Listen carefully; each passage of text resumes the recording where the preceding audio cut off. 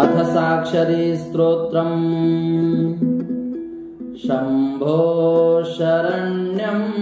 शिवं शाश्वतं श्री शुद्धं शरण्यं शरण्योत्तमं तं शङ्कारि सर्वं शिवाराधनं नो सर्वे वतान्न शिवरात्रिकाले शश्वत्स्वरूपं शशिधारकं तं शुद्धं शरण्यं शशिशेखरं च शम्भो प्रकाशं शरदिन्दुकान्तं सर्वं भजामः शिवरात्रिकाले शङ्खाश्रयं श्री शशिधारकं तं शान्तं शरण्यं शरदं बुधाभं सर्वं शशाङ्कं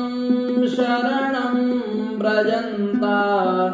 शुद्धां शिवरात्रिमुपास्महे नः शूलं शिखण्डं शरदिन्दुकान्तं शुद्धं सुरेशं शशिशेखरं तं शङ्कर्यपङ्केरुहसंस्थितं या सर्वं भजेत् सः शिवं प्रपद्येत् शिवं शरण्यं शशिनं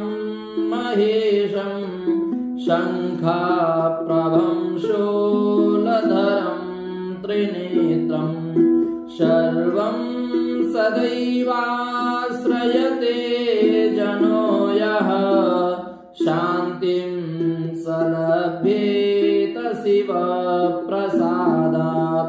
शान्तिं सलभ्येत शिवप्रसादात् शान्तिं सलभ्येत शिवप्रसादात् इति साक्षरी स्तोत्रम्।